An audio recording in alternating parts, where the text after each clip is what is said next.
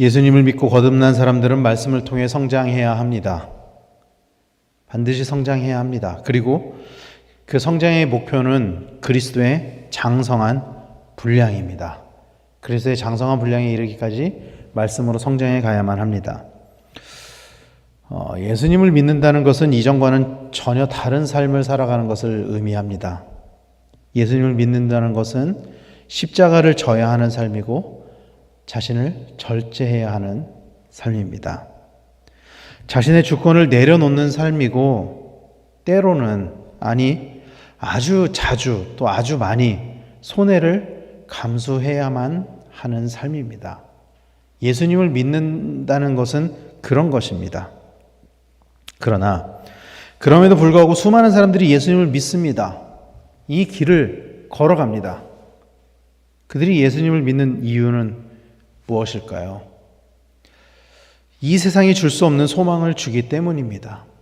그리고 이 세상에서는 도저히 누릴 수 없는 것들을 누리게 하기 때문입니다. 사도 요한은 그것을 이렇게 말씀하고 있습니다. 요한복음 1장 12절에 영접하는 자 곧 그 이름을 믿는 자들에게는 하나님의 자녀가 되는 권세를 주셨으니 라고 하면서 예수님을 믿는 자들에게, 하나님을 믿는 자들에게, 그 길을 걸어가는 사람들에게는 하나님의 자녀가 되는 권세가 주어졌다라고 말씀을 하고 있죠. 또 바울은 이렇게 말씀하고 있습니다. 빌립보서 3장 20절에 그러나 우리의 시민권은 하늘에 있는지라 거기로부터 구원하는 자 곧 주 예수 그리스도를 기다리노니 라고 말씀하고 있습니다. 우리의 시민권이 하늘에 있다라고 말씀하고 있습니다. 예수님을 믿는 자들에게 우리의 시민권은 이 땅에 있는 것이 아니라 하늘에 있다. 즉 우리가 하나님 나라의 소속이다. 하나님 나라의 백성이다. 그렇게 말씀을 하고 있습니다. 그래서 예수님을 믿는다는 것은 이 땅에서는 다른 삶의 길을, 다른 삶의 모습을 가지고 살아가는 것을 의미하고요. 또 본질적으로 예수님을 믿는 것은 일종의 신분이 바뀌는 것과 같은 것을 의미합니다. 마치 한국 국적의 사람이 다른 나라의 국적을 취득하듯이, 그래서 그 나라의 권리를 취득하듯이 하나님 나라의 백성이 되어서 하나님 나라의 시민권을 가진 자로서 하나님 나라의 권리를 가지는 것을 의미하는 것입니다. 그리고 오늘 본문에서도 그런 이유로 베드로가 이렇게 말씀하는 것이죠. 10절 말씀에 보면은 너희가 전에는 백성이 아니더니 이제는 하나님의 백성이요 전에는 긍휼을 얻지 못하였더니 이제는 긍휼을 얻은 자니라. 전에는 이제는 이렇게 비교를 하고 있죠. 그래서 예수님을 믿기 전과 예수님을 믿은 이후의 삶이 다르다는 것을 말씀하고 있는 거예요. 그래서 예수님을 믿는 사람은 하나님의 백성이 되었다. 그리고 예수님을 믿는 사람은 긍휼을 얻은 사람이 되었다라고 말씀하고 있는 것입니다. 그리고 이 말씀은 박해 가운데 있는 1세기 그리스도인들, 이 베드로 전후서의 수신자들, 이 편지를 직접적으로 읽는 사람들에게는 아마도 큰 위로가 되었을 것입니다.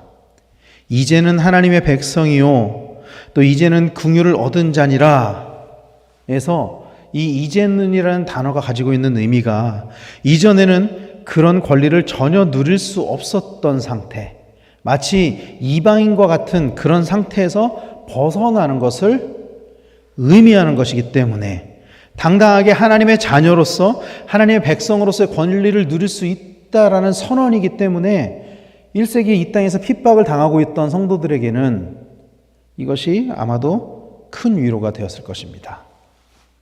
그러면서 베드로는 우리의 신분을 네 가지로 잘 설명을 하고 있죠.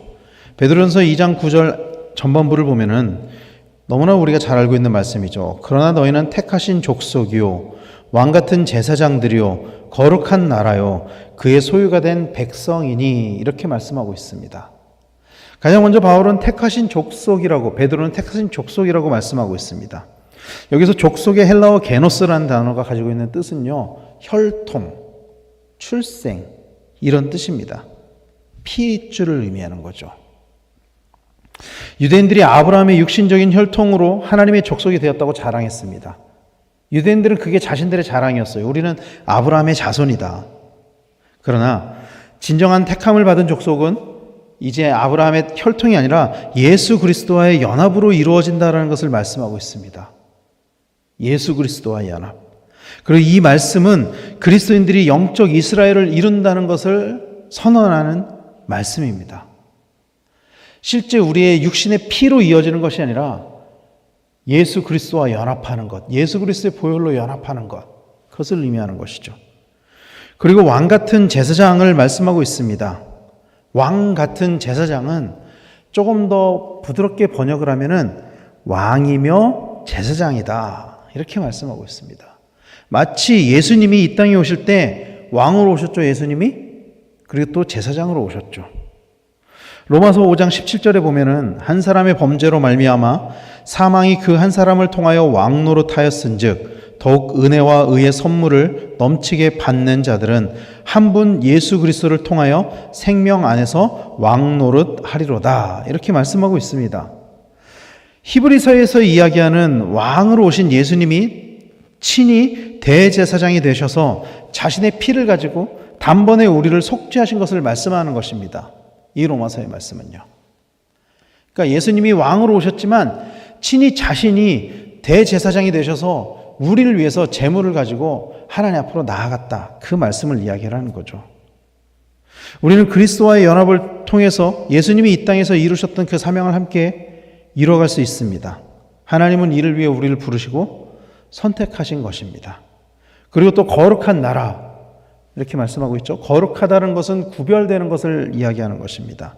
마치 번제에 드려질 흠이 없는 그 제물을 구별하는 것과 같은 의미입니다. 1세기 많은 교회의 문제들 중에 하나는, 아니 대부분 교회들이 가지고 있었던 문제 중에 하나는 유대주의자들의 이방인에 대한 잘못된 교리 전달입니다. 그들은 혈통으로 이방인을 구별했죠.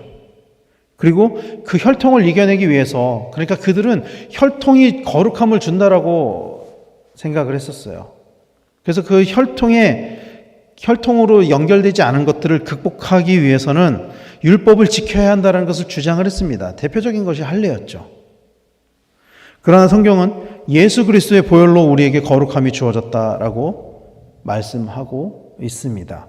우리의 거룩함은 혈통으로부터 주어지는 것이 아니라 예수 그리스도의 보혈로 주어지는 것이라고 말씀하고 있습니다.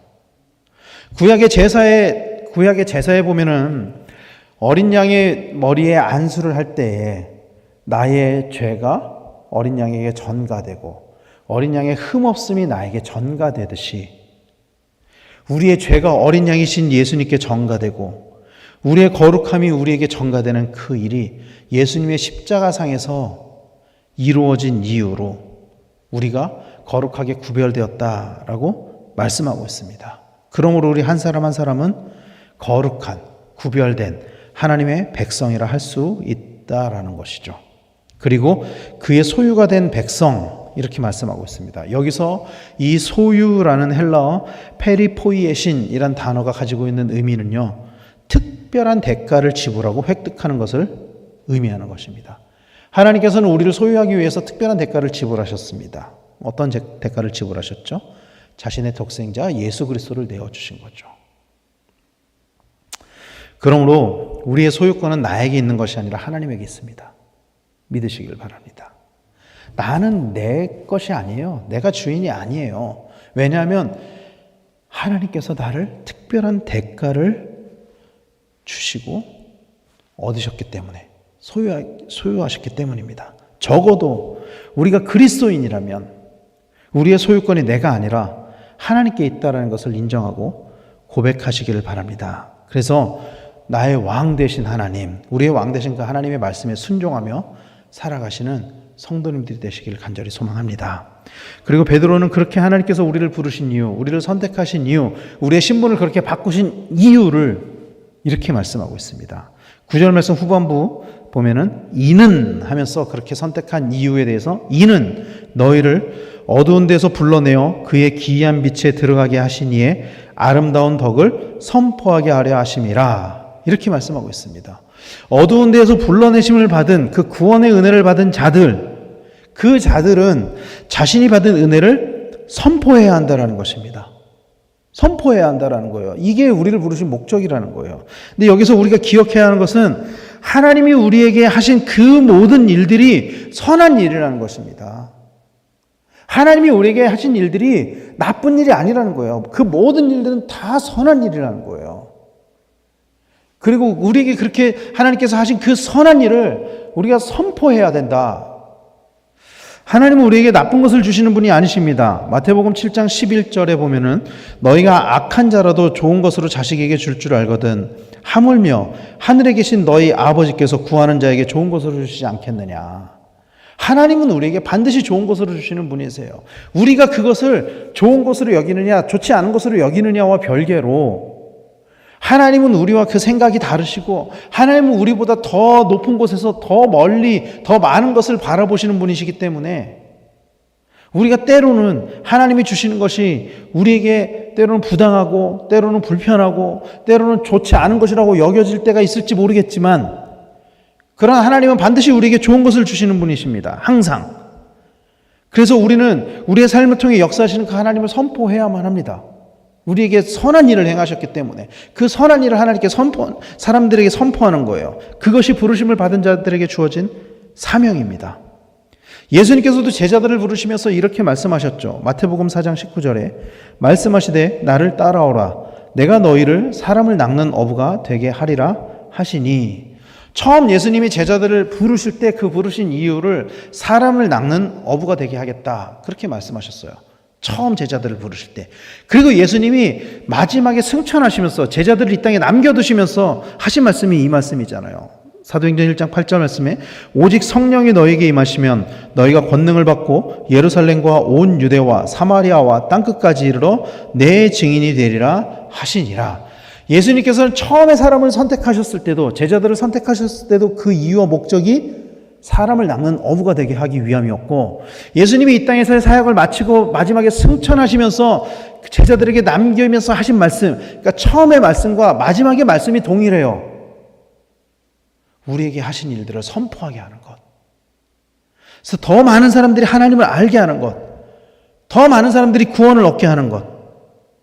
사랑하는 성도 여러분, 우리에게 행하신 일을 널리 선포하여 복음을 전하는 우리 성도님들이 되시기를 간절히 축원합니다. 우리의 신분이 변화였다면 그리고 그로 인해 받은 은혜가 많다면 우리에게 하신 일로 하나님을 높이고 찬양하며 우리의 모든 삶으로 하나님을 드러내는 그런 성도님들이 되시기를 간절히 축원합니다.